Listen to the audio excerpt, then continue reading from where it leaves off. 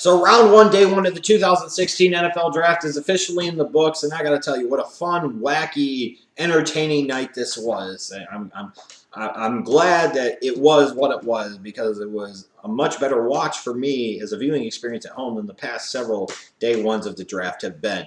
Now, you had all these different things happen. This is my analysis, my roundup of what did take place on day number one, round number one. I'll start with the headlines. Obviously, Laremy Tunsil and all that happened on draft night. You know, speculation about was it the stepfather? I don't see where that makes sense. If he's trying to sue him for money, why would you want to cost him a bunch of money that you could potentially get in a lawsuit? Some people later on pointed to it might have been an axed financial advisor, and he would certainly have an axe to grind.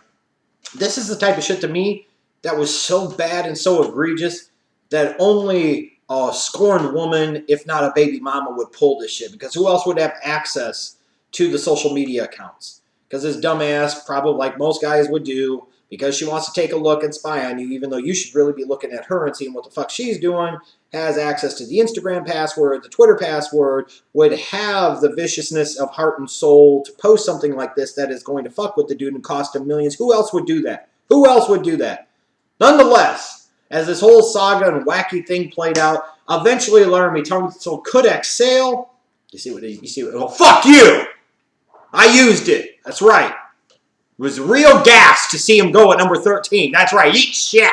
It's my pun, and I'm going to use it. So at least he finally got drafted. We had other storylines too. Goff and Wentz going number 1 and number 2. LA and Philadelphia getting their quarterbacks, making these big moves up. Long term, we'll see if those are the right moves or not. We'll see who ends up being better, Goff or Wentz. You had an active trade night, several teams making moves up and down the board. That always makes it a more interesting and compelling draft to watch for sure. You had 5 Buckeyes going in the top 20. You had the saga that played out throughout the course of round number 1 in the fact that Myles Jack dropped on the board, and at the end of the day, I just don't get it. Maybe some teams had concerns about the knee, so they don't want to take him at the top 10, but you get to a point in time where the talent is just too goddamn good. It's not like he has the same knee injury as Jalen Smith, where you know there's nerve damage. He could potentially never play. You know Myles Jack is going to play for some length of time. The concern about this is a potential need for a microfracture surgery that may or may not come, but if it does come, could come several years down the road. Fucking take the guy, especially some of these teams and some of the picks they had in the 20s. This guy was a top 5, 6 talent in this draft, and you let him drop entirely out of round number 1. This just tells you that a lot of teams in the NFL aren't good at their goddamn job when it comes to the draft. Now, with that said, let's look at what teams did. Best and worst of different things. So talk about best value picks. Josh Doctson was a good value pick at number 22 to the Redskins. Coleman was a pretty good value pick at number 15, in my opinion, to the Cleveland Browns. Laremy Tunsil was an outstanding value pick for the Miami Dolphins at 13. Imagine that. They traded back from 8 to 13, which looked to be a dumb move at the time, but they were able to sit there, and at that point, both Laremy Tunsil and Myles Jack were on the board. They couldn't go wrong with either pick, and they chose Laremy Tunsil. Made a world of sense. Then you got William Jackson going number 24 to the Bengals. Yes, it's another corner drafted in round number 1, but really good value. I had him as a 14th player on my board. He went 24th overall. Darren Lee to the Jets at 20. They had a needed inside linebacker. I won't roast him for passing on Myles Jack because to me, there wasn't that much of a difference in terms of the overall ranking. You're talking about 6th to 8th. You didn't have the knee concerns with Darren Lee. I can understand that pick, and they got really good value there, and he filled a big need on the defense. Yes, it was yet another defensive player taken in round number 1, but this is an example where you could argue best player available on the board was taken at that point in time. It's usually hard to argue with that philosophy. There were some surprises. Joey Bosa at number 3. Who the fuck saw that coming? Oh, my God, and we'll talk more about that pick in a moment. Eli Apple at number 10 to the Giants. Not only was draft Twitter, the NFL draft media, and fans probably surprised by this, I think ultimately the Giants were surprised about this too. It seems clear to me what happened is they wanted either Jack Conklin or Leonard Floyd. Jack Conklin, the Titans trade up for and get him at number 8. The Bears leapfrog the Giants from 11 to 9 to get over them at 10 to take Leonard Floyd. Now the Giants are sitting there and they're like, fuck, we thought we were going to get one of these two guys. What do we do? We'll take that guy. That's literally what this pick seemed like. It literally does. I'm not saying Eli Apple won't pan out, but this had to be a huge surprise for many. I wasn't surprised so much maybe that he was the first corner drafted. I'm surprised that he went top 10 in this draft. I really, truly am. Kyon O'Neill at 17 was a huge surprise. Again, you got Darren Lee and Myles Jack both on the board. You have better defensive backs on the board like William Jackson. You have better safety still on the board, even with Karl Joseph going. If they were going to reach on a safety here, maybe reach for a Von Bell. They're reaching big for a Kyon O'Neill, in my opinion. I had him going in round 1, but that doesn't mean I viewed him as a round 1 talent. But they took him here in the top 20 over far superior players. I think that's crazy. Artie Burns at 25 from Miami going to the Steelers. I'm happy for him. He's been through a lot. He gets first-round contract money. I'm happy for him. Couldn't be more pleased for him, but it has to be a big surprise. The Steelers actually spent a first-round pick on a secondary player, and when they did, it left a lot of people thinking and wondering, maybe this is why they don't take defensive backs in round number 1. And then you got Vernon Butler going 30 to the Panthers. It's an interesting pick. This is more about the future, looking at future contact situations with Quan Short and or Star Latulele. You bring in a guy that will bring you some depth initially. This is a pick I don't think anybody saw coming. Doesn't make it a bad pick, though. Just because it was a surprise doesn't mean it was a bad surprise. It was just a surprise. It was something that was unexpected, not anticipated. And that was clearly the case to me with Vernon Butler at 30. I don't know of any mock drafts that had that happening. You had some good and not so good trades happen in round number 1.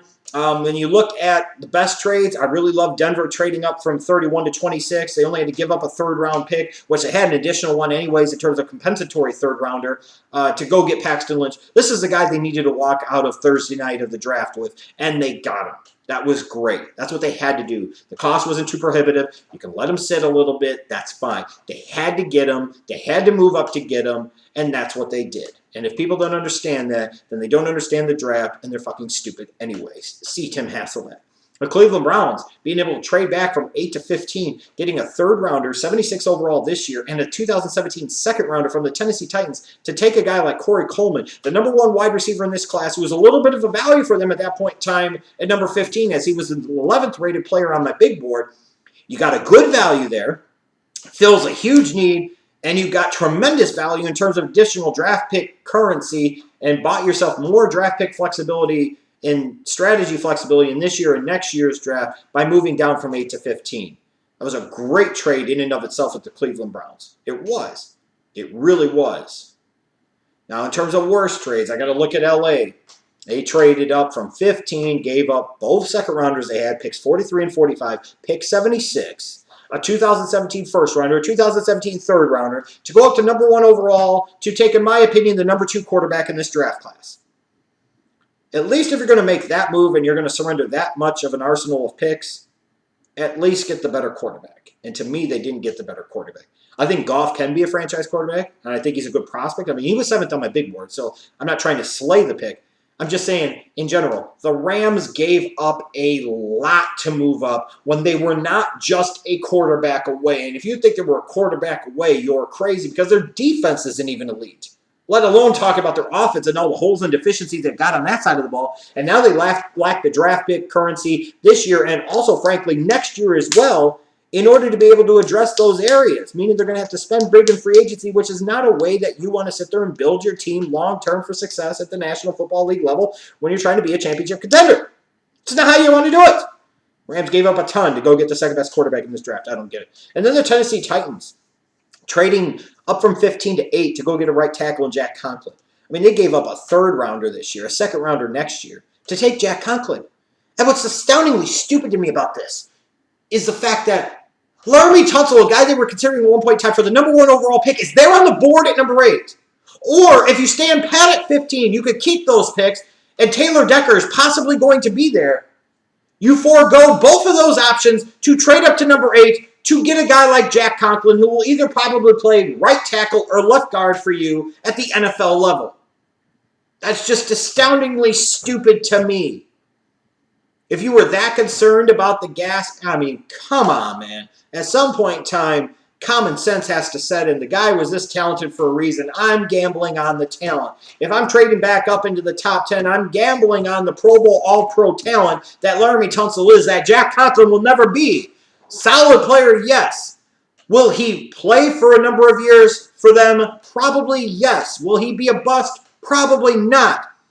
But there were better options, and in particular, better options for them at the offensive tackle position by either staying put at 15 and probably taking Taylor Decker, who was a far superior prospect to me than what they got out of Jack Conklin by trading up, or going up and getting the best offensive tackle in this draft, bar none, and freaking Laremy Tunsil. Just a stupid trade and horrible execution. And they gave up a third rounder this year and a second rounder next year. If you were going to do that, at least trade back up into round number 1 to get yourself a second first-round pick. Not a good deal. He had some good picks, though, and some bad picks in this draft. I'll go through 10 through 1, the best picks, and then the worst picks, 5 through 1. Best picks, number 10, the Lions getting Taylor Decker at number 16. Good value there. Fills arguably their biggest need. Now they can flip Riley Reef over to the right side. I love this pick for Detroit. Number 9, the Jets, Darren Lee at 20, 8th ranked player on my big board, goes number 20, fills their biggest need on the defensive side of the ball, arguably along with edge rusher. Only reason it's not a higher ranking is because at some point in time, they just got to figure out a way to take some offensive talent in the first round of the draft. I mean, this is yet another first-round pick devoted to the defensive side of the ball for a unit that is still not really elite.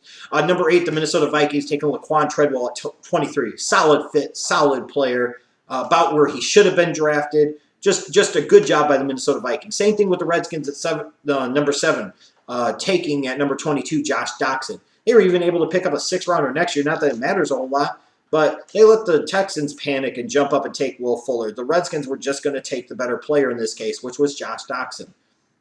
They get a well-rounded, complete wide receiver with some number 1 receiver potential. Sets them up well for the future with both Garcon and Jackson in their long-term salary situations, what's going to happen after 2016. I love this pick for the Washington Redskins. Number 6, the Broncos trading up for 31 to 26 to get Paxton Lynch for reasons I've already talked about. Number 5, sometimes you just have to take a guy because it makes the most sense. You have one need that is so clear and present that you have to take care of it. And I look at it, it's like the Indianapolis Colts. I'm wondering if Ryan Grigson got locked up in the room, or maybe him and Pagano are finally on the same page and they both learned a valuable fucking lesson. Stop with the luxury picks.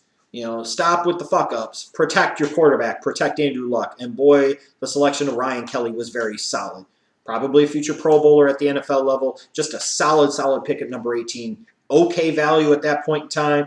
But at the end of the day, they went and got their Jeff Saturday. They've got their Andrew Luck, their Peyton Manning type of guy, so to speak. They needed to get that Jeff Saturday type. They needed to protect Andrew Luck better up the middle. They needed to improve their run blocking up the middle. They did all of that with this one pick with Ryan Kelly. Number 4, the Browns, Corey Coleman, number 15, my number 1 wide receiver on the board. And not only that, they were able to peel back from 8 to 15 to sit there and get an additional 3rd rounder this year and a 2nd rounder next year. It was a great move. It was great value in and of itself. The only way that this deal doesn't ultimately look better long-term is if they peeled out a number 2 to get to 8 to begin with, even if they got all those picks. If Carson Wentz becomes a franchise quarterback, then you won't be talking about the great value that was Corey Coleman. You'll be talking about how they should have just stayed put and taken Carson Wentz. Number 3, Miami taking Laremy Tunsil at 13. What more can you say? Great value at that point. Most certainly worth the character risk at that point, I assure you. Number 2, the Jaguars didn't overthink it. They're trying to run a Seattle Seahawks type of scheme without Seattle Seahawks type of talent and type of physical specimen type of players. Now in Jalen Ramsey, you get your Richard Sherman type, and they needed that Richard Sherman type. They needed impact player in that secondary. They needed somebody that could maybe match up against some of the number 1 wide receivers. I have concerns about him matching up against some of the quicker, twitchier type of wide receivers in that division, most notably a T.Y. Hilton. But they had to make that pick. It was really solid. And number 1, my favorite pick, I think the best pick in round number 1 was Ezekiel Elliott to the Cowboys at number 4. People are on the fence about this in some ways. Some people really love this pick. Some people don't. I happen to be one of those that really loves it. My number 1 player on the board, the Cowboys got him at number 4. Furthermore, the best way to protect Tony Romo, in my opinion, is to help him out on the offensive side of the ball. You can talk about the defense, but you can mask some of the deficiencies on defense like you did in 2014 by running the ball, controlling the clock, establishing a physical identity, taking the ball out of Tony Romo's hands, putting the ball less at risk in terms of interceptions and the like, opens up more things on the outside in the passing game. This was a Cowboys offense in 2015 that even with Tony Romo did lack some punch. They needed another playmaker. They got another playmaker here. They got arguably the best playmaker in the entire 2016 draft. Now let's go to the worst picks. Number 5, Robert Nkemdiche to Arizona at number 29. I just don't like this pick this much. I know people have tried to compare it to the Tyrann Mathieu situation. Well, Tyrann Mathieu was largely just about failed drug tests, where Nkemdiche's falling out of hotel rooms. He's getting assault charges, and he's got knuckleheads like his brother hanging around him and bringing him down. I mean, is he going to really break off from the bad influences of friends and family that are putting him in some bad situations? Is he really actually learning his lessons? I don't know. And to sit there and still take a guy like this in round 1 when I'm not even sure that he's a great fit for the system that you're running, I don't know. I root for Nkemdiche, and I hope that he proves me wrong, and I hope that he has a productive NFL career. I really do. There is a good infrastructure in Arizona. I will give him that. And if anybody was going to take this kid in round number 1, it needed to be the Arizona Cardinals. I just don't think with some of the superior talents on the board at that point in time, if Nkemdiche should have been the pick here. I thought he was a big reach, especially when you factor in the off-the-field stuff. Number 4, Pittsburgh, Artie Burns. Like I said, I root for the kid, but the fact is I had a late second-round grade on him. They took him here late in round number 1. I understand what they were gambling on, the length, the height, the quickness, the speed. He's got a lot of the athletic package, but he needs some technique work. He, in particular, needs to learn to stop being so grabby. This pick could pan out 2 or 3 years. We're not going to worry about it as much, but it was a reach right here and right now. It really, truly was. It almost makes me wonder if they had a hard-on for William Jackson at 25, but the Cincinnati Bengals cock-blocked them by taking him at 24 instead because they didn't want to face him twice a year playing for Pittsburgh. It almost makes me wonder if that was the case, if the Pittsburgh Steelers are saying, Kyon O'Neill's been taken, William Jackson's been taken, we're taking a corner or secondary player here, we'll just take the best one remaining on our board at that point in time. And once Jackson went off the board, that probably set the wheels in motion for Artie Burns. That's just the way I look at it. Number 2, the San Diego Chargers, Joey Bosa. I don't like when I see teams spend marquee picks on guys that they're trying to shoehorn into their system. That's exactly what the fuck the Chargers are going to be doing here. They're not a 4-3 team. They're going to try and run a 3-4. I think you're asking and hoping and wishing for a lot if you think he's going to be an extremely productive, explosive edge rusher outside as a 3-4 outside linebacker. Furthermore, even though he's a strong player and has good technique, I don't know that a 3-4 defensive end is the best fit for him, even though I think it's a much better fit for him naturally than the outside linebacker. I mean, what is Bosa really going to bring you in coverage? You know, he's a good player against the run to a degree. I will give him that. But at that point in time, it's similar to me in 2014, what the fuck the Texans did. If you're going to insist on not taking a certain player at number 1 overall and you're stuck on addressing a certain position, at least take the guy that's a more natural fit for the position, is a more well-rounded, complete player. They tried to shoehorn Jadeveon Clowney into the goddamn 3-4. They should have just taken Khalil frickin' Mack, like I said they should have 2 years ago, if they were going to insist on taking a 3-4 outside linebacker. Take the better overall talent, take the more well-rounded player, and take the guy that is a better natural fit for your system and actually has years of experience running in a similar type of system. DeForest Buckner was on the board, and they went with Joey Bosa. I think that was a mistake. Look, I think Bosa would be a solid player. I just get concerned when teams sit there and take guys like this that they maybe didn't need to take at this particular pick, and they're really trying to shoehorn him in. When you spend a 3rd overall pick on a defensive player, he's supposed to be a star. You should be building your defense around him, not shoehorning him in and then trying to figure it out later. But to me, the number 1 worst pick in this draft, sorry Chargers fans, I think there was one worse, has to be the Tennessee Titans trading up from 15 to 8 to draft Jack Conklin. I mean, that was so bad. And like I said, it's not that I think Conklin's going to be a bust. That's not the point. The point is the guy that you were considering taking number 1 overall was still on the fucking board in Laremy Tunsil at number 8. Or you supposedly would be okay with Taylor Decker. Taylor Decker was probably going to be on the board for you at number 15. Instead of standing pat and keeping that 3rd rounder this year and 2nd rounder next year and just taking Taylor Decker, who would be a really, really good right tackle for you, and I think better than Jack Conklin, or trading up to number 8 like you did and at least start making the argument that you got potentially the number 1 player in the entire draft class at number 8 in Laremy Tunsil, who you would have thought a month ago you would have had to take at number 1. Now you got him at 8 and you've got all these extra picks. This is genius. In theory, you trade up from 15 to 8 to take a freaking right tackle, who to me was the 50th overall player on my big board, a mid to late 2nd round talent, and a questionable fit at tackle at all. I just don't get it. It's like they had the hard-on for him so bad, and they were so afraid Cleveland was going to take him because, frankly, Cleveland seems like the team that would have taken him, that they just had to go up and get him, and I just thought it was dumb. There are better players on the board. If you're going to trade up at that point in time, then you gamble on Laremy Tunsil. You gamble on the upside. You don't gamble on a safe right tackle. At least they're addressing the offensive line in theory and trying to protect a guy like this, like Marcus Mariota. But even if you say they're 15, then maybe take Ryan Kelly. Cock block the fucking Colts from taking him. And they didn't do that. I thought to me, that was the single worst pick of the entire first round for the reasons I've laid out. You still have some really good talent available on the board for day number 2. Miles Jack, Jonathan Bullard, Kevin Dodd, Andrew Billings, Jalen Smith, Kamale Correa, Emmanuel Agba, easy for me to say, Jaron Reed, Reggie Ragland, Jason Spriggs. Those are the top 10 players still available on the board to me. You know, if I'm sitting there right now, the first 15 to 20 picks of round number 2, I got to feel pretty good about the fact that I could get a really good player, a guy that, for all intents and purposes, should have went based off a circumstance, situation, and in some cases talent level on day 1 of the draft. I could get him in day 2. I got to feel really, really good about that. And we'll see what happens and all plays out. But it was an interesting day number 1, and I'm really looking forward to day number 2 of